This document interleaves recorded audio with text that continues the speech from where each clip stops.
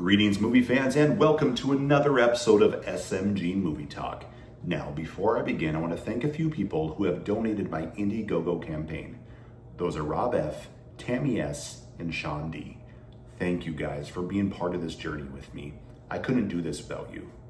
And to everyone else who's watching my videos, subscribing, commenting, liking my videos, thank you very much. This is a journey that I've wanted to do for a while, but I've always kind of put it off, been a little afraid to do it, knowing I don't have the technology to really do it. Heck, I'm still talking on my camera, trying to film these in one take as much as possible without any stops or cuts or edits. So as I go along this journey, I'll hopefully get better equipment, a PC with editing software, better lighting, better cameras, better sound equipment, all that kind of stuff. But for now, it's just me talking to y'all through my phone and hoping that I can look back in a few years and think, oh wow, that was a rough beginning there. Anyways, today's video is going to be a little bit different than videos I've done in the past. Instead of a review, I'm going to talk a little more in depth about Happy Gilmore 2. And I'm going to basically rewrite it. I'm going to talk about all the changes I would have made to, in my opinion, make a much better film. Now, I know Happy Gilmore 2 had its fans. Heck, there are people that loved the movie, and I wish I was one of them. I really wish I loved Happy Gilmore 2. Out of how much I loved the first one, it just was so disappointing with what they gave us in the sequel. But for those of you who did like the movie, this video might not be for you because you might think that my opinion or my changes would be terrible in contrast. Hey, Dolly, got a little visitor here.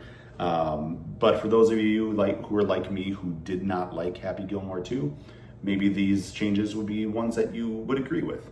Either way, I hope we can have some dialogue in the comments. Let me know your thoughts on my changes I would have made, and let me know what maybe you would have changed with the movie.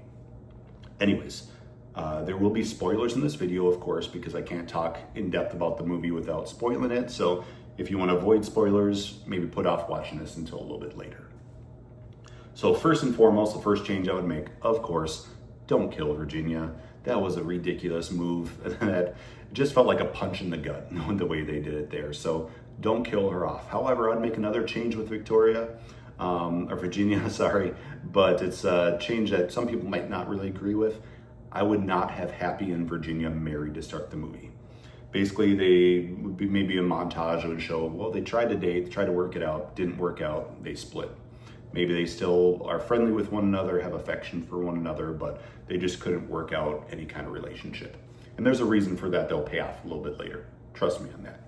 Instead, Happy would have went on to marry someone else, maybe some model, actress, whatever it may be. And they wouldn't have had kids. And I kind of mulled over whether kids would be part of this or not. And I ended up deciding no, just because it would muddy things down the line a little bit. And again, you'll see why shortly here. So in this situation, Happy would have kind of rose to fame, won all kinds of money through his tournaments and everything. He would have basically been the top of the golf world. He would have still lived in his grandma's house, of course, but he would have been really the number one golfer in America. But then his wife would have left him. And she would have taken everything. All his money, his house, everything. Basically, some clause in the prenup that he missed basically allowed her to take him for everything he's worth. So this does cause his spiral into depression, but I wouldn't go the alcoholism route that they did in the movie. Instead, I would have him revert back to kind of the Happy of the past, where he's angry, quick to want to fight people. A lot of things he worked through in the first movie would kind of come back out with him. So then he would have some kind of golf tournament. It could maybe be the celebrity tournament, though I feel doing it in the celebrity tournament might be too similar to the first movie. And trust me, there's a lot of similarities to the first movie in this one. So that might be just a little too similar, but hey, if they could work it out, great. Heck, maybe that celebrity's one of the 65 cameos that they had in Happy Gilmore 2. Heck, Travis Kelce, I don't know. Whoever it is, though, he ends up fighting somebody in this tournament. And he gets kicked off the pro tour because of it. He basically is forced to, he's suspended for a year. But he basically decides he's not going back to golf at all because he was at his lowest and they basically kicked him while he's down by kicking him off the tour. So he basically is out. He's done with golf. So he spends a few years just living off residual checks of different advertising campaigns he was part of, or whatever it may be, just living by himself, just kind of wanting to forget the world. Until one day, Virginia knocks on his door, and she basically says, "Hey, Happy, we need you in the PGA. Things are falling apart. We need your help. There's this new upstart golf league called Maxi Golf." I would change the name. I wasn't a fan of the name, but whatever. This golf league is kind of taking the world by storm, and it's about to put us out of business. Its ratings are overtaking us, and if we don't have you, Happy, you're the one who drew all of our ratings to begin with. If we don't have you, we may not last much longer. But Happy doesn't care. He says, well, the PGA or golf wasn't there for me when I was at my lowest. Why would I be there for them now? So he storms out. He ends up going on a drive to find some kind of catharsis in the situation, and he finds himself in front of his grandma's house, his old house. He looks in the window and he sees his ex-wife in there, but he sees another figure in there with her. Who's in the house? He gets out of his car, or he kind of goes along the side of the house and looks through the window to get a little closer look, and he sees it. It's Shooter McGavin there with his wife, or his ex-wife. Of course, he's angry about this. He busts the door down, confronts Shooter. He's about to get in a fight there, and Shooter's kind of his calm yet pompous, arrogant self, and he says, "Oh, hey, Happy, good to see you. Glad to see you here, buddy. How you doing today?" And then he goes on to talk about what he's been up to the past few years, the past, I guess, 30 years. That essentially, because of the whole incident of the first movie where he tried to steal the jacket, and the little incident where he tried to have Happy run over by a car, he was permanently banned from the PGA. And that's all he knew. Golf is all he knew. That's the only thing he knew how to do to make a living. So he's been living the past few decades just trying to figure out life, but with outside of golf. But he's also been spending this time plotting his revenge on Happy. And he got his revenge. That he set him up. He set up this woman to marry him, and set up the prenuptial agreement to basically allow her to take everything from him. And he set it up that he could have this house, this beautiful house that they're living in now.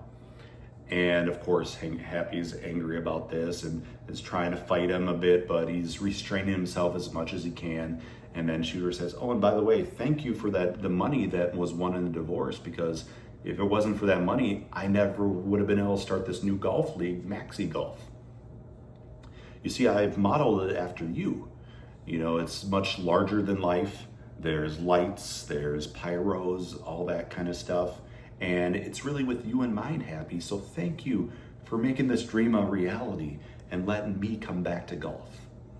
Of course, Happy's upset about this, as he should be, and he storms out and he finds himself on the doorstep of Virginia's house, and he knocks on the door, and there's this teenage kid that opens the door wearing a Boston Bruins jersey.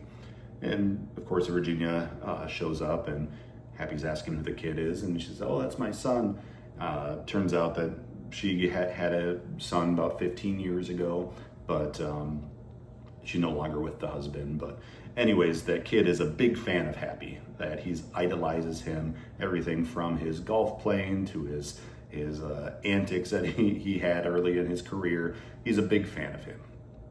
So Happy and Virginia start talking about how they can get revenge, how they can get back into the game. So they go on a quest to really have him learn golf again. Of course, he's going to be a little rusty after a few years away.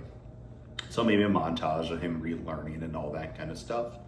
And then it culminates in them then having that tournament where they have some kind of 5-on-5 tournament of PGA players versus Maxi Golf players with Shooter at the helm. And it plays out similar, a lot less celebrity cameos and things like that, I guess. But essentially it would be at the end would be Happy versus Shooter at the very end, the last piece of the tournament, and essentially winner take all. Whoever wins, their golf league is the premier golf league in the United States, and whoever loses, well, their golf league is basically done for. So it all plays out the way we would expect it to. Shooter versus Happy, but they added additional stipulations in there where if Happy wins, he gets his house back. If Shooter wins, he gets Happy's gold jackets, because that's the only thing he cares about is those dang gold jackets. So that's how it kind of plays out. And of course, Happy and the PGA and all that win, celebrate, all that kind of stuff. Then we can have Happy and Virginia rekindle things, get married, and then Virginia's son is now Happy's adopted son. And that's kind of how I would play this movie out. Now, I know there's a lot of similarities, maybe too many similarities with Happy and Shooter battling it out at the end. There's a lot of other pieces that might feel like it's just rehashing the old movie. But I feel like it's still inspired by the first movie in a way that it feels better than what they did in the sequel. Because the way they treated characters in the sequel, things are just jokes that just didn't work. Too many celebrity cameos. One celebrity piece that I would have been okay with is still bring Bad Bunny in as the caddy of Happy, because that was a very inspired choice. I think Bad Bunny as an actor has been phenomenal lately, and I would love to still see that happen in the movie. Anyways, that's how I would play out Happy Gilmore 2 if I had the choice to write the movie. So let me know in the comments below what you would have done if you had the options to write Happy Gilmore 2. Would you have done it the same as the movie we got? Would you take some of my ideas? Are my ideas terrible? They probably are. Let's face it, I'm not a screenwriter. I don't know what I'm doing. I'm just writing a movie that I would have enjoyed far more than Happy Gilmore 2. Anyways, thank you all for coming and being part of this channel. Don't forget to subscribe to the channel, like, comment, all that good stuff. And I will leave a link to my Indiegogo crowdfunding campaign in the comments. So if you want to be part of that and make a donation to my campaign so I can get better equipment and help this channel take off, I would love that. Again, thank you for being part of this. And until next time, be kind to one another. Thank you.